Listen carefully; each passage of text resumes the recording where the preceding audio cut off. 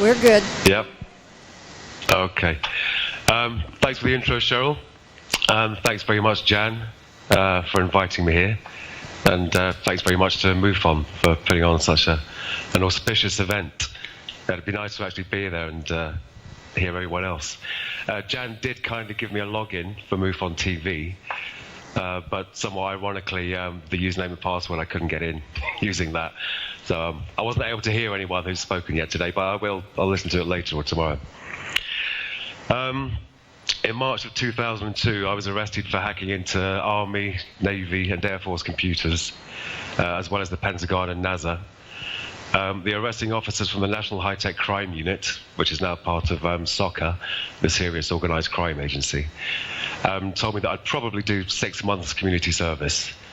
This turned out to be a highly inaccurate prediction. My arresting officers went to Washington and met with some top brass to discuss my case, and also to illegally hand over my hard drive to US authorities, which they're still in possession of. The police officers were obviously very impressed by the military officers they'd met, because when they returned from Washington and interviewed me for the second time, they had a very serious tone about them. It was a very different ball game by them. The second interview was in the summer of 2002, in August, I think. And in November of the same year, the US authorities announced that they intended to extradite me to stand trial in America. And on paper, at least, I was facing 70 years in jail, which was a far cry from 6 months community service. So that was very shocking. At the time they announced their intention to extradite, the extradition treaty between the UK and the US required that evidence be produced that strongly supported the allegations before a UK citizen could be taken to the US. US citizens were protected by the Constitution, and strong evidence was also required to extradite them. Unfortunately for me, my case, amongst others, it was at a time when hacking was a big problem, and my case and others had catalyzed the US and the UK into arranging an entirely new extradition treaty, one where supporting evidence was no longer required to extradite a UK citizen to the US, but you guys were still protected by the Constitution. And this necessary imbalance, as one of the architects of the treaty once called it, still exists to this day. Going from 6 months community service to the thought of the rest of my life in a foreign prison was obviously a major leap and a terrifying one. The US authorities called my actions the biggest military computer hack ever, which is patently untrue, since there have been a few viruses that got into many more computers than I did. I got into less than 100, I think it was about 97. But the real bottom line here was the damage accusations. I was accused of damaging every PC that I was on, and told that the amount of damage I'd done to each PC was exactly $5,000 worth, and that happened to be the magic figure necessary to support an extradition request. So I realized I was being fitted up for the damage. I knew I hadn't done any damage, but you can't prove a negative. Under the new treaty, there was no burden of proof for the US. They just had to state your crime and your name. So it was looking very bleak, very bad for me. 2 years went by without me hearing much more. This was due to the treaty having to be ratified by the Senate. For some reason, they were dragging their heels, which was odd, since when I'd read the draft of the treaty, it was actually written in US English with American spelling, which was kind of telling. I lost my career in IT due to this, so I went and got my forklift license and got a job in a local luggage warehouse. I then lost this job due to all the publicity. Lost the room I'd rented because the landlord didn't like all the press hanging around.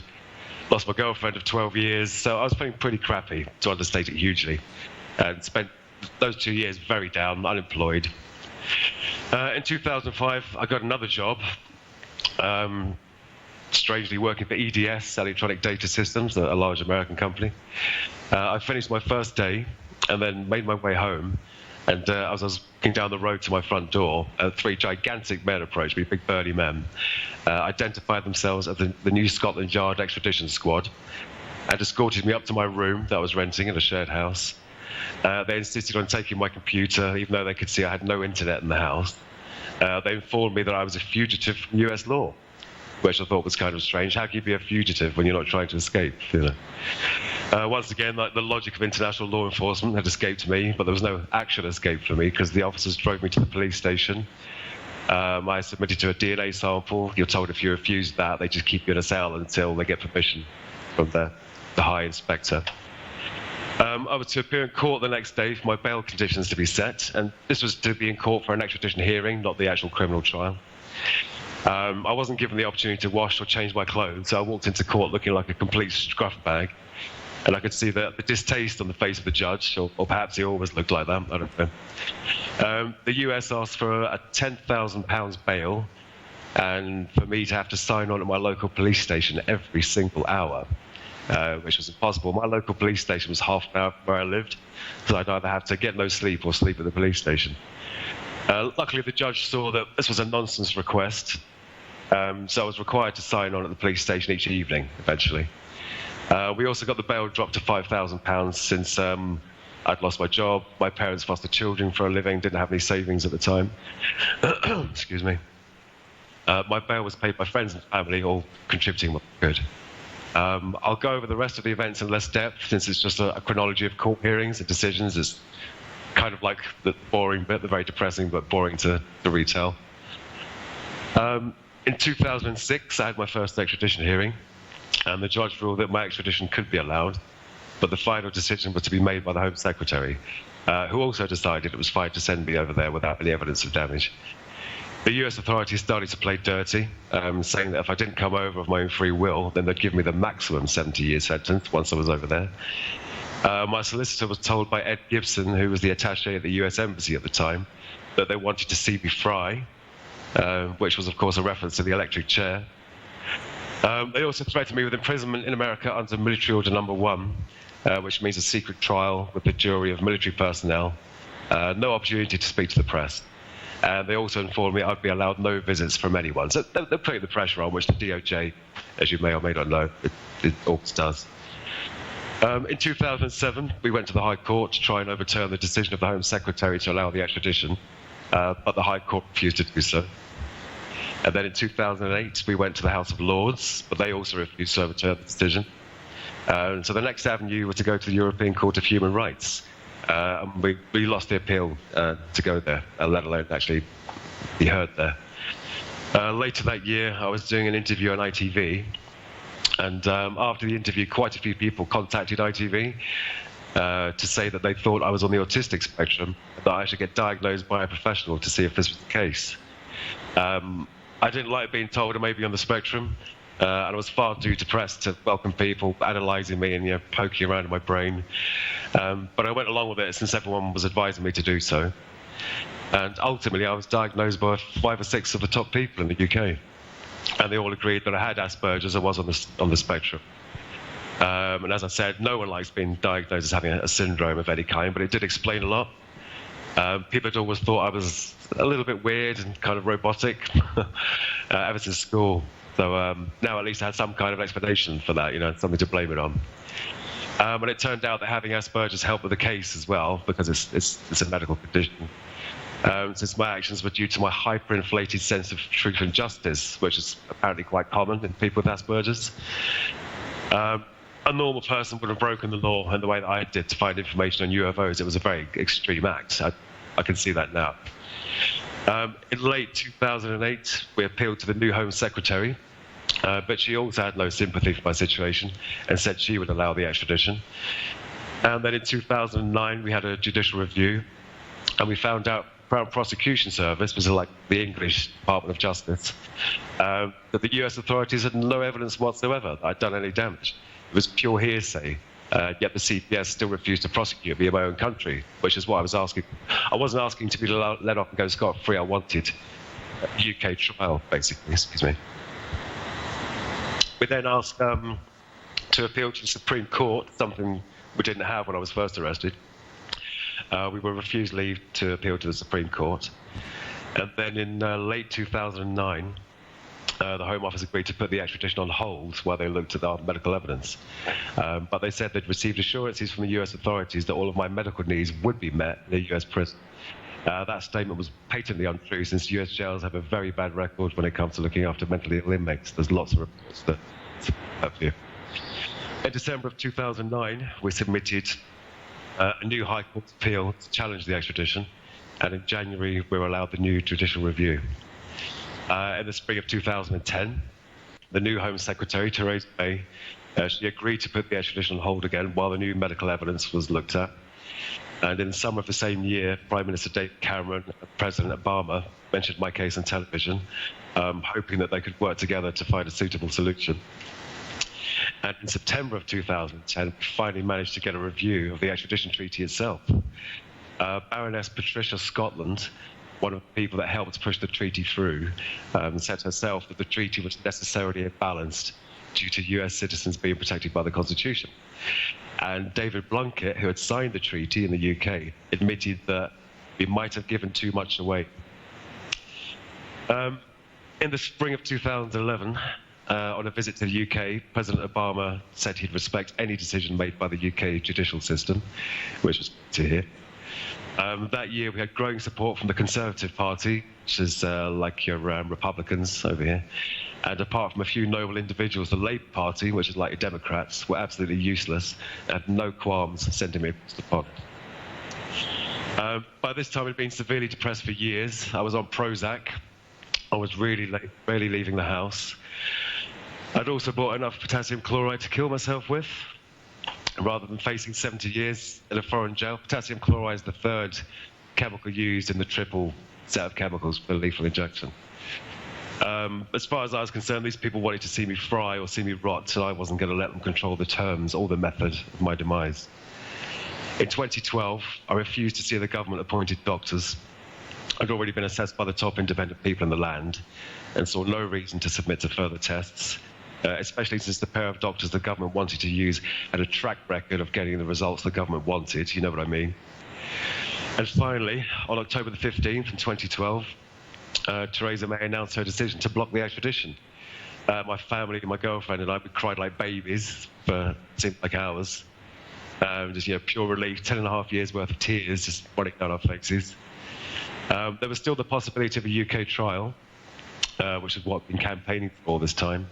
But in December, on my mum's birthday, the CPS, the Crown Prosecution Service, announced that there would be no UK trial, and the ordeal was finally up. So that's the decade-long legal battle, the chronology of events. But I think it's also important to give you a very brief history of me and why I decided to hack into these systems. I was born in Glasgow in 1966. I had no siblings. My parents broke up when I was 6. Spent another year living in Glasgow, living with my dad, before going down to London to live permanently with my mum and stepdad. My parents always encouraged the use of imagination and creativity, so I was quite a self-sufficient child in terms of play and recreation. Up top, I was always asking questions about the stars, the moon, and the other planets. And this fascination just grew as I got older, always maintaining a sort of layperson's interest in astronomy and physics and all things space-related. I did have one UFO sighting myself, just the one. It's the only time I've ever seen something with my own eyes in the sky that I just couldn't explain. I was in my bedroom, it was at the top of the house at the time. It was about 11 or 12, I think, just looking up at the sky at dusk. I saw this glowing red light just zooming from my very high extreme left, going at a massive arc right across the sky to the horizon on my right. But it wasn't traveling in a straight line, it was really jiggling. It was like Brownie in motion, doing lots of seemingly random wiggles as it followed this course. It was a very strange thing. If you had been flying in that thing, I would have felt you'd just be thrown around like a rag doll, but who knows. When I was about 12, I joined BUFORA, the British UFO Research Association, which is still going strong today. The extension of an interest in the stars to an interest in the life that may live on the planets around those stars is unnatural. The thought that someone may be visiting us was extremely interesting, extremely interesting. Of course, as a boy turns into a young man, he develops other interests, and my passion for science and strange phenomena was put on the back burner for some time as I started to explore other aspects of life. I left school and spent years doing different jobs, from labouring to hairdressing to office jobs, factory work, warehouse work. I spent about a year in each job, looking for something that could hold my interest. As my dad always said, most jobs aren't interesting, son. That's why they pay you to do them. Just obviously. I didn't leave school with many qualifications. but I did have a passion for computers. I was a self-taught programmer, first in BASIC and then in assembly language or machine code. And if you're that sort of person, then you'll know that you end up being the one that all your friends call for help. Their computers go wrong. Still happens to this day, very annoying. And then one day someone suggested I should try and get a job in computing, which weird, I'd never thought of myself. Not having any formal qualifications or experience, the only jobs I could get initially were installation and upgrade contracts, where our business was moving from like Windows 3.11 to Windows for Work groups. Yes, it was a long time ago. And as time went on and my experience grew, I was eventually contracting doing network installations, maintenance, troubleshooting, and eventually systems administration. Then one day, at one of my jobs in 93 or 94, I got my first look at the internet. Wow. Using the Mosaic browser. I was amazed that we could view text and images on computers on the other side of the world. It's fantastic. I knew it'd be a big thing in time to come, and I definitely wanted it in my house too, not just at work. Even though Microsoft famously said it didn't think there was anything to it, but I don't know if that's a rumor that's true, but apparently they said that. I got my first dial-up connection in 95, I think. By then we had a variety of search engines, no Google yet, and millions of websites, so it had already become a useful resource. And the number of UFO enthusiast sites was astounding, so many of them, I could hardly believe it. I had a lot of catching up to do, so whenever I could, I'd browse the net, reading up on UFO history and how the phenomena had grown over the years. Around this time, fuel prices were very high in my country. We had cases of elderly people in the UK having to choose between warmth and food. We called it heat or eat, heating or eating. And many of them died due to hypothermia because they couldn't afford to pay their fuel bills. And it's a growing problem to this day. In 2015, 15,000 people in Britain died due to so-called fuel poverty. 15,000 people. And one subject I'd read a lot about in connection with UFOs was the free energy. A power source that was virtually unlimited, output more energy than was required to operate it. They call them over-unity devices. And it's not a mystery, by the way. Everyone has an over-unity device in their home. It's your fridge. The average refrigerator is about 3 times over-unity.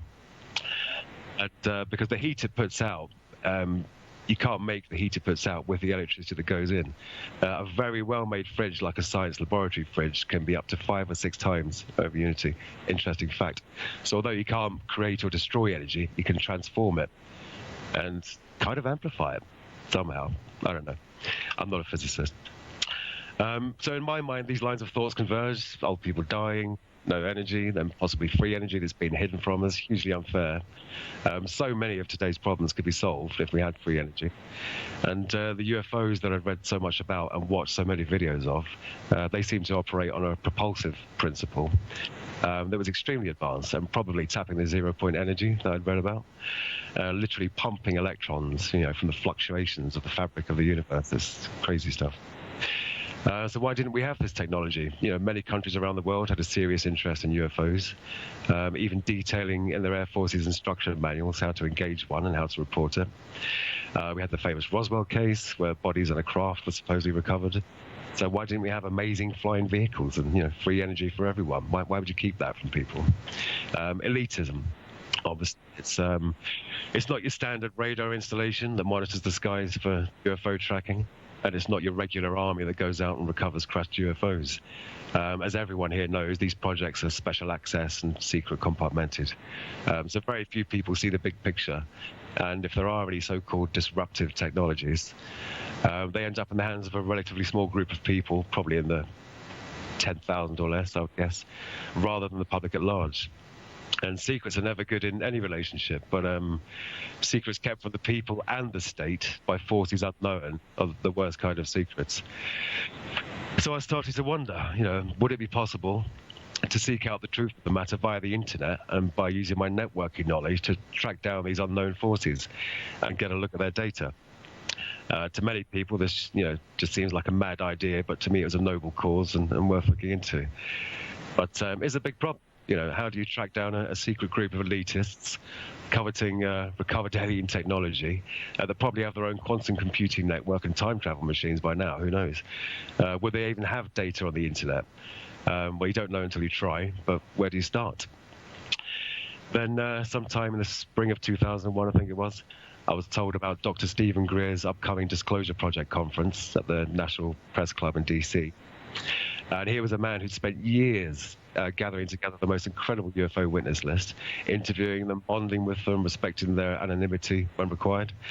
And as I listened to him speak with like true passion and eloquence about the subject, he became an instant hero to me, instant hero. Right up there with the likes of Linda Moulton Howe, Bud Hopkins, Stanton Friedman, and many, many others in the UFO field. It was an amazing body of evidence, and all from the mouths of mature retirees in the main, who held positions ranging from radar hardware engineers to US Air Force lieutenant colonels and above, generals. And these people were from all of the armed forces right across the board, as well as witnesses from the intelligence community. It really was a fantastic collection of people telling their stories. I bought the Disclosure Project book, wanting to know more of these people's stories, and more importantly to use the book for intelligence gathering on possible locations that were internet connected and had something to do with the UFO cover-up. And having read the book, as far as I was concerned, Dr. Greer's star witness in this concern was Donna Hare. Here was a woman who'd been inside one of NASA's sanitizing labs, where they regularly remove UFOs from satellite and spacecraft imagery. She was an image specialist. I think she was doing launch lines at the time. And she said that the lab she saw was in Building 8 of Johnson Space Center. And I was absolutely gobsmacked. It was amazing. I had a physical location that was fairly specific, down to the building that the lab was in. She said she'd been in the lab and been shown one of the photographs by one of her colleagues, which he shouldn't have really done, because that should be secret compartmented as well, but thank God he did, because now we know. But how do you get into a network like that? And it turned out to be all too easy, far too easy. I wish it hadn't been easy, then I wouldn't be here today.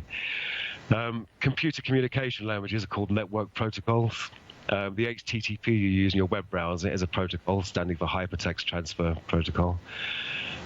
Your email service runs on IMAP, which is Internet Message Access Protocol. So there's protocols for specific jobs, as well as general protocols that provide for computer-to-computer communication. One of these general protocols is called NetBIOS, which stands for Network Basic Input System. As its name suggests, it's a system that provides basic input-output across the network. For instance, if your office is on a Windows network, when you copy and paste a file from your machine to a colleague's shared drive, it's NetBIOS doing all the legwork and allowing both computers to talk to each other. So that's what NetBIOS is for. It's for local area networks like offices or homes. It's not very secure.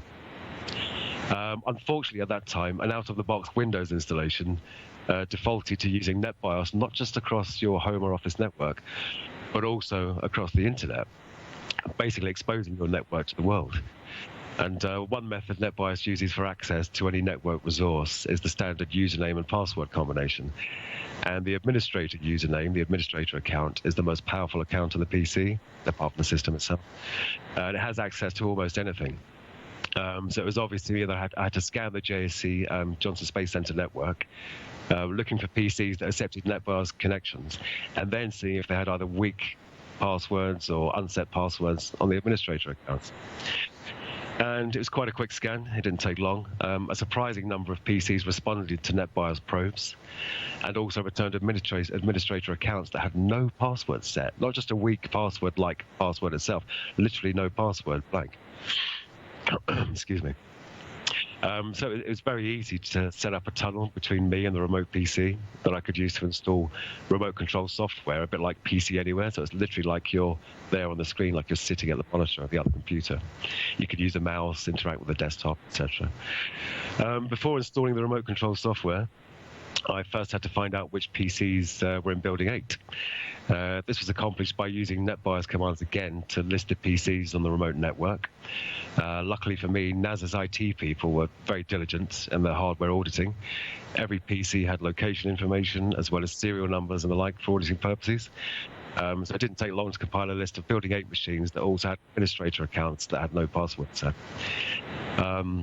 I installed the remote control software on the first PC in the list, logged on and looked at the desktop, which is fairly minimal, if I recall correctly, but it had two interesting folders, just like Donna had said. One was called RAW and the other was called Processed, or similar words, I can't remember exactly. I double-clicked on the RAW folder and there was a huge list of files. many of them being over 200 megabytes in size, which was quite large back in dial-up days, because it took about 5 or 6 minutes just for 1 megabyte back then. I considered transferring a few of the files in one go, but thought I'd best inspect one of them first. I can't remember the file extension, but it was a proprietary NASA format, not one of the common image formats. So I just double-clicked one of the files, and the associated imaging software launched, and I waited. And then I waited, and then sort of line by line, very slow, very jerky, the image started appearing on the screen, but it was painfully slow. So I shut down the imaging software. I turned the color down to 4 bits, possibly 2 bits, so you get a lot less color. Turn the resolution down to, I think, 640 by 480 in order to get a look at this image as quickly as possible, in low color, low resolution, and then download it, and then close the connection. So I thought I had plenty of time. I thought I was going to watch this, then transfer it across. I launched the image again, and it was still painfully slow, but it was a few times faster than it was the first time round. And the top section of the image just seemed to be like a muddy sort of black and grey. But then the hemisphere of a planet started to appear. And I began to see like cloud formations. I don't remember seeing any recognizable terrain or any terrain at all. I just assumed it was Earth because it was, white clouds, and the muddy darkness was obviously the space above Earth. And then the craft began to appear. First thing I saw was the top of a dome, because although it was classic cigar-shaped, it had these sort of geodesic golf ball, like radar domes above and below. And no features in the craft at all, no insignia, no rivets, no seams, no sign of your standard man-made manufacturing at all, very smooth one-piece object. Then I jumped to my seat because the mouse started to move, on its own. It obviously wasn't moving on its own. Someone who was physically at the machine had seen what I was doing, and they moved the mouse pointer over to the network icon in the system tray, right-clicked it, and chose disconnect. I couldn't believe it, as I was watching. I hadn't even seen the whole image yet, and I'd been disconnected. So that was my eureka moment, but I also lost connection at the same time. But I had seen it. I'd found exactly what Donna Hare had said would be there, exactly where she said it would be, a sanitizing lab in Building 8 of Johnson Space Center that processed the imagery. And the first image I looked at featured some kind of exotic craft. So it was confirmation in my eyes. It was confirmation of Donna Hare's amazing story. I also found another piece of evidence. I think it was on a Navy network. I can't quite remember. It supports the secret space fleet theory. It was an Excel spreadsheet entitled Non-Terrestrial Officers. I don't know if that was the file name or just the title once you were in the spreadsheet. It had names, ranks, ship names, list of materiel, spelled at the end, materiel, meaning military materials, chemicals, like exotic sounding chemicals that were under ship-to-ship transfers and fleet-to-fleet transfers.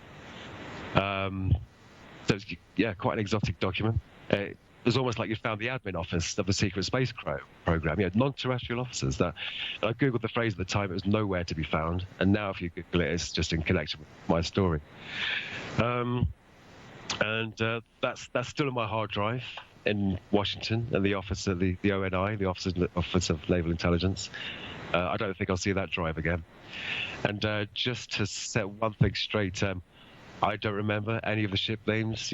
I've seen a few people on YouTube and the web and said, "Oh, he saw, the USS such and such," but that's not true. I don't remember any of the names. And that's my story. Thank you for listening.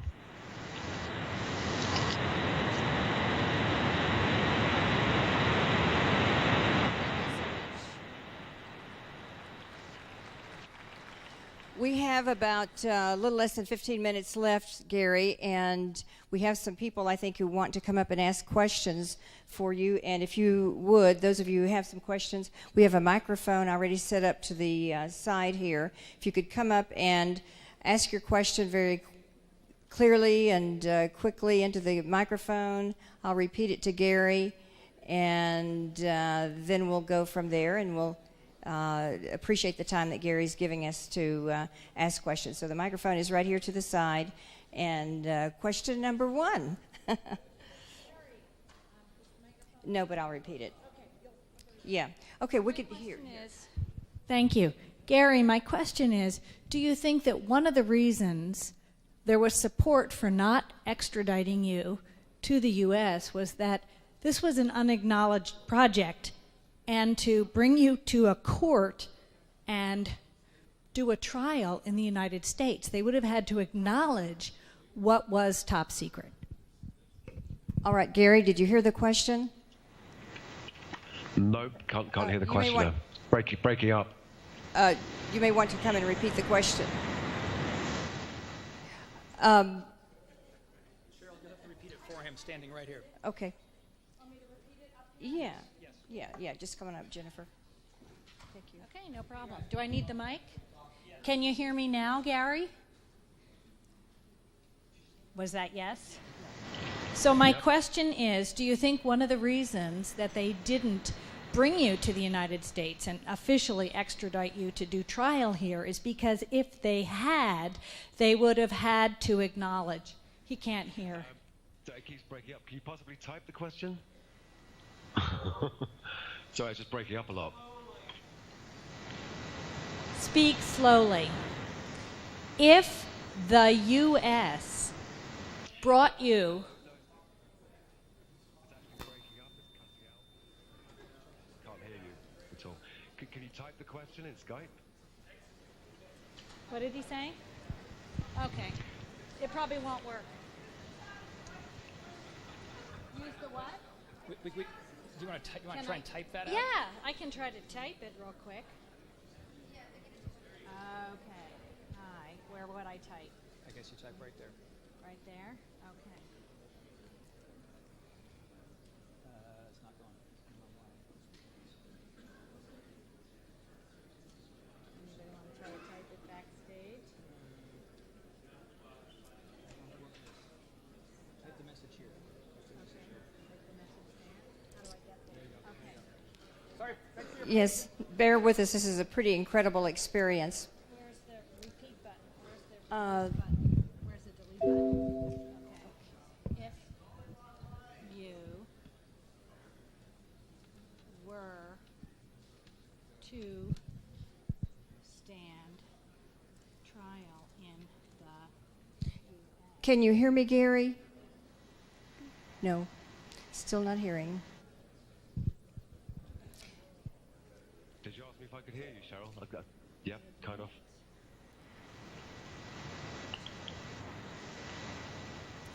Bear with us.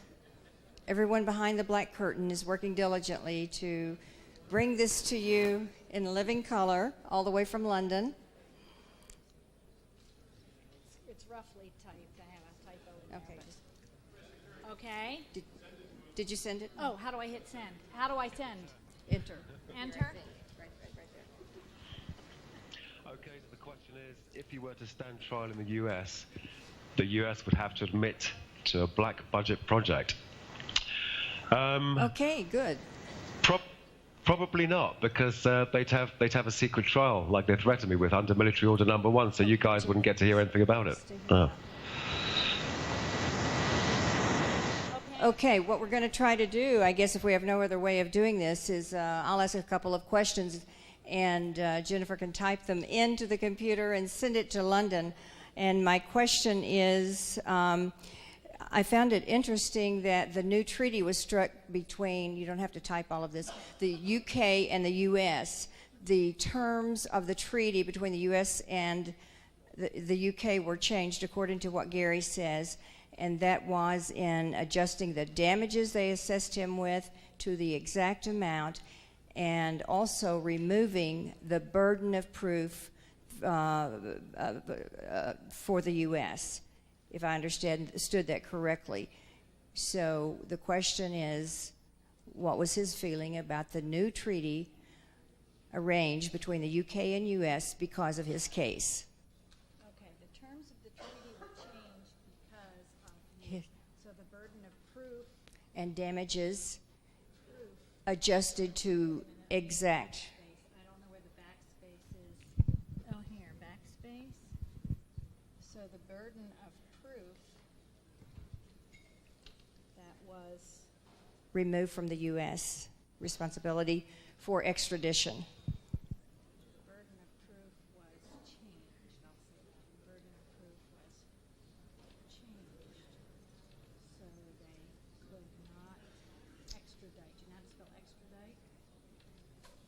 Well, the burden of proof was removed, that the U.S. did not have to meet a burden of proof in order to extradite him, making it easier for the U.S. to extradite him, and also the damages were the exact amount that they had reset under the new treaty. I'm not sure I typed this right. Read it. Do you think that's right? The terms of the treaty were changed because of use of the burden of proof. That's really Yeah. not what you're saying. Just say, how does he feel about the new treaty because of his case between the U.S. and UK?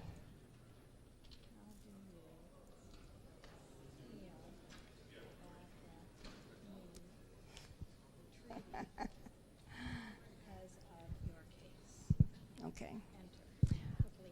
All right, we'll see if he gets this one. So the burden of proof. You know, there was a time you couldn't even try extradited this. to the US. Well, the new treaty. It hasn't really changed at this end in the UK. They've put what they call a forum bar on it, so that it's not the Home Secretary that makes the final decision anymore. It has to be judges. So that's the big change in the UK. So you guys are still protected by the Constitution, but us poor guys can still be lifted and taken just on a whim.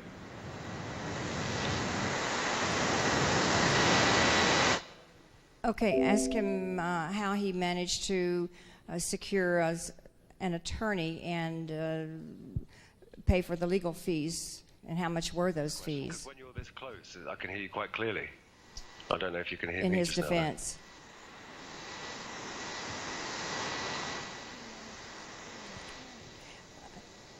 How did you manage to get an attorney and pay for all of the expenses? How much were your expenses throughout all of your defense? Didn't hear that one.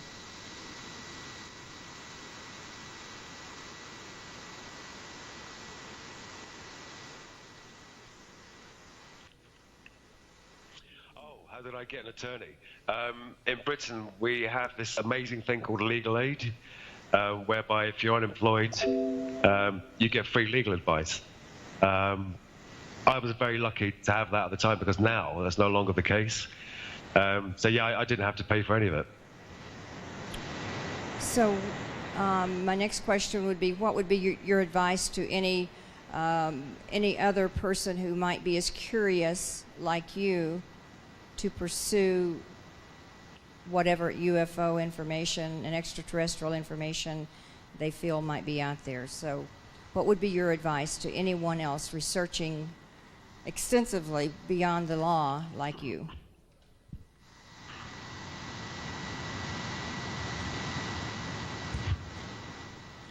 Did it work? Sorry, I didn't see that pop up there. What would be my advice to anyone as curious as me in the future?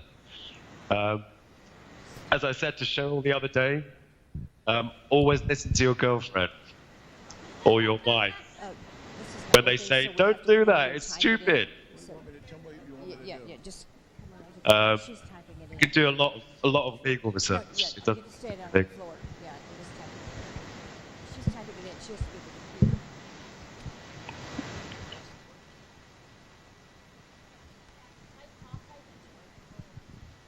Yeah, you can ask your question. Okay. Thank you for speaking, Gary. I'm an attorney and a retired prosecutor. I'm kind of curious if you can tell us, had this case gone to trial, what would your tactic have been? What would your defense have been to try to be acquitted by a jury in the United States? Thank you.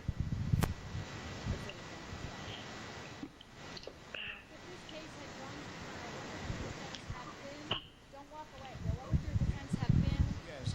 What would your defense have been, Gary? How would you try to convince a jury to find you not guilty? What would your trial tactics have been, or can you comment on that? Because you face a jury trial in the United States. What would you tell the jury? Why should they acquit you, find you not guilty? Had this case gone to trial, what would my defense have been in the US? What would the trial tactics be? Well, I mean, I fully admitted the guilt of unauthorized access, but our only contention was the accused damage. And we did eventually find out they had no evidence of the damage, which I knew because there was no damage done. But if it had been a military order number 1 trial, then, very few rights. You're treated like an enemy of the state. So I don't know how that would have gone. I don't think it would have gone well for me. Yeah, I mean, I've been honest. I've been full of frank the whole way, admitting the unauthorized access and all my interviews and police interviews. So who knows? Next, we're doing our best. Thank you for your patience. Thank you for your question. Hello, Gary. My name is Mark, and I have a very simple question. Is there any way you could remember the name or names of any ships that you saw?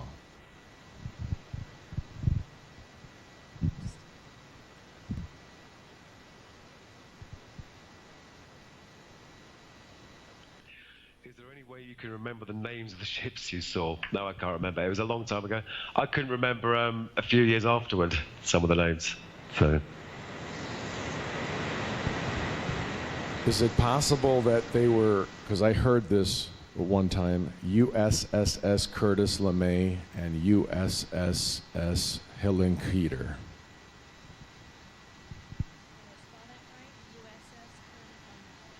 USSS Curtis LeMay and USSS Hillenkoetter.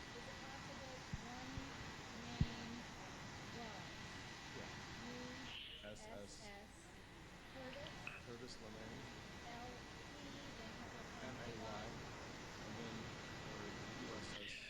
Is it possible one name was USS Curtis LeMay?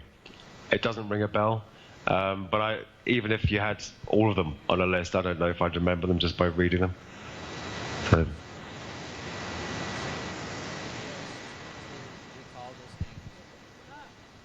Okay, next question.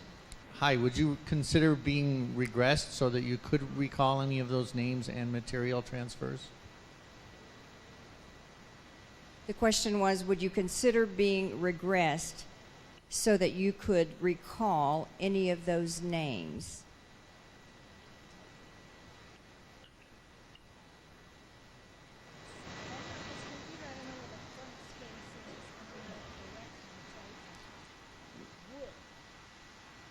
Would you consider being regressed to recall any of those names? She's doing a great job. Thank goodness for Jennifer. Oh, God, yeah. I'd definitely like to be regressed. I'd also like to be regressed because a strange... Can I tell a very quick story? It'll take like 1 minute. Yeah? 2006, summer of 2006, my girlfriend and I are in my bedsit, which is one room in a shared house. We went to bed, and I was woken up. It must have been like 2 or 3 a.m. I was in a really deep sleep, and I was woken up by a really sharp pain in my foot, in my heel. And I leaned forward and got up to go and find out what on earth was hurting my foot so badly. And I immediately just went back to sleep, like that, like immediately unconscious again. And in the morning, on the back of my heel were 2 perfectly circular holes, about this far apart, about a centimetre apart, both about 5 or 6 millimetres across, one with a perfectly circular flap of skin hanging off it, as if like a hole punch. I was on the first floor. There's no way it could have been an animal or anything. So I'd love to be regressed to find out what happened that night as well. All right, thank you so much, Gary. We are out of time. Thank you for your patience, your understanding, and we did have some members of the audience who wanted to say thank you for speaking with us today and for taking our questions as well as we could get them to you with the technology that we are facing. So thank you for your patience and your interest.